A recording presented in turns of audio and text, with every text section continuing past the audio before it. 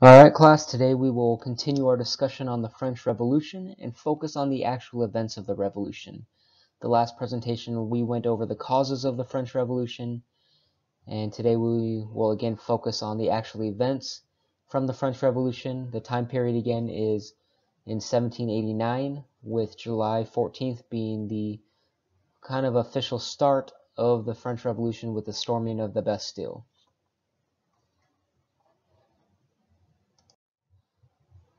Again, there are some questions that I want you to think about as we have the discussion today.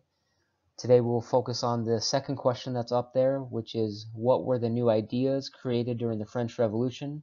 So as you go through this presentation, really keep in mind what were the new ideas that were created for France.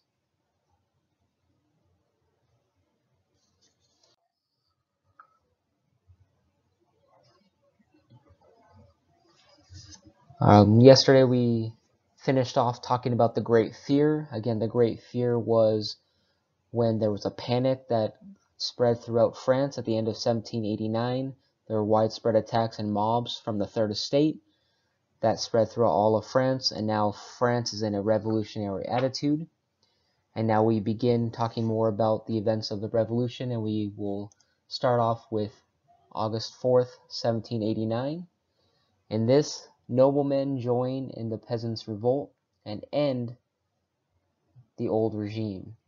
So during this time of the peasants' revolt, again, the noblemen were starting to become afraid for their lives because the peasants were attacking their manor houses, they were looting their houses, and so the noblemen actually join in this peasants' revolt really out of fear. They don't want to lose their lives, so they decide to support the cause of the peasants. One major part and idea that comes out from the National Assembly, again, the National Assembly is consisted of the Third Estate. It's the group that overthrows the monarchy and starts to come up with their own laws. Is they create a document similar to the Declaration of Independence called the Rights of Man. The ideas from the Enlightenment and the Declaration of Independence give them the ideas of what basic rights man should have. They focus on liberty, property, and fighting tyranny or oppression by any government. And this document, what it did do is it did limit the rights specifically to man. They really didn't give that many rights to women, which is unfortunate. But again, during this time, these ideas were new to man, but again, they still did have some oppression, some restrictions against women. And to your left is showing this rights of man, again, similar to the Declaration of Independence that we have here in the United States.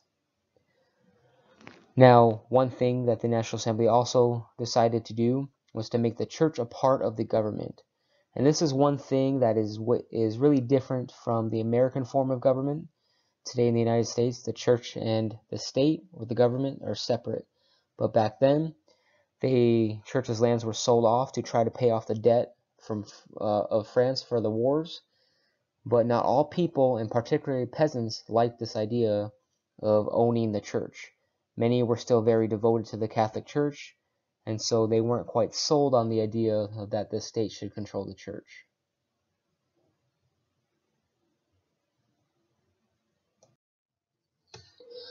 So now we get into, finally, the creation of the Constitution.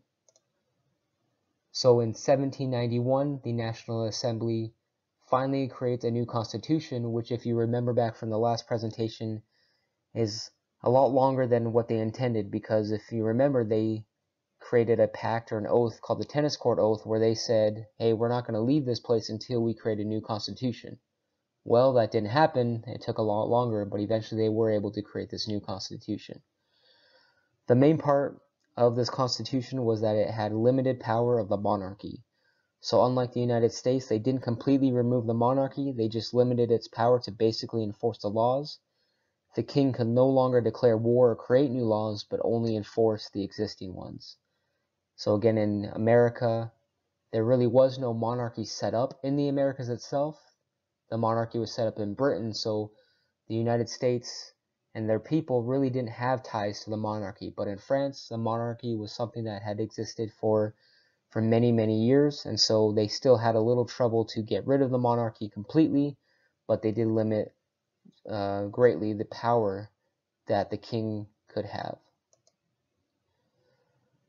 And after coming up with the Constitution, the National Assembly eventually divided into three parts. You have the radicals who sat in the left of the Assembly Hall and opposed all forms of monarchy. In the middle, you have the moderates who were in the center and wanted some changes, but not as much as the radicals. And finally, you have the conservatives who sat on the right and liked the limited monarchy. My pop culture reference to this is per request to include Fortnite into this, so I like to basically give the example of different Fortnite players. So you have the radicals, who again oppose all monarchy. That's like your Fortnite player that just refuses to build. He will keep collecting wood, but will not build no matter what. They're crazy. Then you have the moderates who want some government changes, so they'll build just enough to survive, but they're not going to be too crazy. And then finally you have the conservatives who will build like there's no tomorrow. They'll build forts as high as they can, even if it kills them. So there's your Fortnite reference. Now, going along with the different sides of the halls and the assembly halls that they would stay in today's politics, we still have these divisions, as you often hear the terms left for the Democrats and right for the Republicans. These terms started with the National Assembly. And again, to your right is a picture of the Assembly Hall. In the center here, you would have the moderates, the left, the radicals, and then the right, the conservatives. There are a couple other groups from the third estate who didn't have a part of the National Assembly. One of them were called the Emigre, and they wanted the old monarchy back. So again, they were nobles that wanted that old monarchy back. And there was a group called the sans-culottes, meaning without knee breeches. They called themselves this because the upper class wore fancy knee-length pants, and these people, the sans-culottes, who were made up of workers, did not. So the sans-culottes wanted even more changes to happen than the radicals.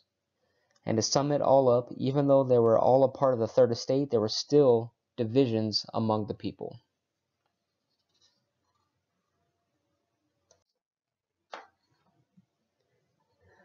So after the National Assembly overthrew the monarchy government in France, the other European countries started to take notice, and they didn't want to have these revolutionary ideas spread to their countries, so they started fighting against France. And in 1792, Austria and the country of Prussia declared war on France to try to restore the old regime. So again, they didn't want to let any of their own people in their countries see the example that the French people were setting, so they wanted to restore order back to how it used to be.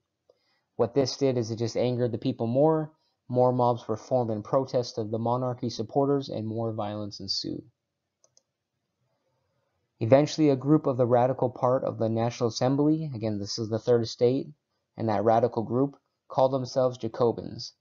They took control and tried to kill anyone in the monarchy, and their first victim ended up being King Louis XVI. Again, he was the king at the time, who they found guilty of treason of the new laws of the new constitution that was created, and he was killed by a device called the guillotine, which we will explain in the next slide. And then after that, the next year, more countries in Europe joined in the fight against France. You have England, Holland, Spain, and others. So again, they're trying to limit this power by the French and their revolutionary ideas to not spread anywhere else in Europe.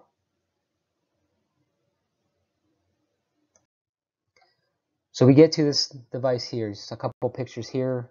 This device is called the guillotine. It was used and invented as a new killing method, and it consisted of an opening where a person would lie down and put their head in the opening. Then a sharp blade would fall and cut off the head at the neck. It was created by Dr. Joseph Guillotin, who said it would be painless for the person being beheaded. Doctors of the day believed that when the head was cut off from the body that quickly, that a person could still hear and see for 15 minutes. Probably not true, But again, I never had my head cut off, so I can't say otherwise.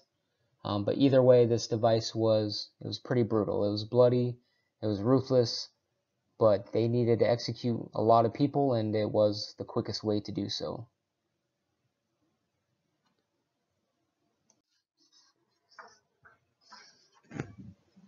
And finally, we get to a guy named Robespierre. He was from the party of the Jacobins, again, that radical party that took over the National Assembly, and he takes over in 1793 and starts a period called the Reign of Terror, where thousands were killed by the guillotine. Even members of his own party were killed for not being considered radical enough. So he started having enemies in his own party and killing them. And eventually, Marie Antoinette, the queen, the wife of King Louis, joins her husband as she too was then killed by the guillotine. And then a couple other noblemen were also killed by the guillotine. So again, this guillotine, it was a killing device that killed thousands, and really nobody was able to be spared that had a voice in the French Revolution. The National Assembly eventually turns on Robespierre because, again, he's killing people in their own party and their own estates, so they fear for their own lives, and they kill Robespierre by the same killing device, the guillotine. And then after this, the moderate part of the National Assembly takes over.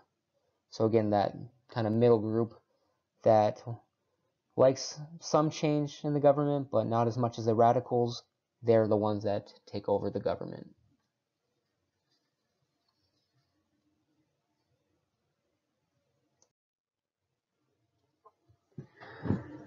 Now, after the two presentations, you should have an understanding of the French Revolution, and you should be able to explain what caused the French Revolution, and now the ideas that came from it. Again, the main ideas were that you would have a limited monarchy, that there were certain rights that men should have, again, basic human rights, similar to the Declaration of Independence, and then also you have the different divisions among the National Assembly, and the killing device of the guillotine is introduced to the world during this period known as the French Revolution. So again, if you need to go back and review, again, these are the events that happened in the French Revolution. Again, this is kind of the basics. There's many events that happened from 1789 to 1793, but these are just the basics of what happened during this time period. And again, these ideas were starting to take hold of Europe. At this time, a lot of European countries are fighting against France to keep their revolutionary ideas in France and to restore the old regime and old process back into France.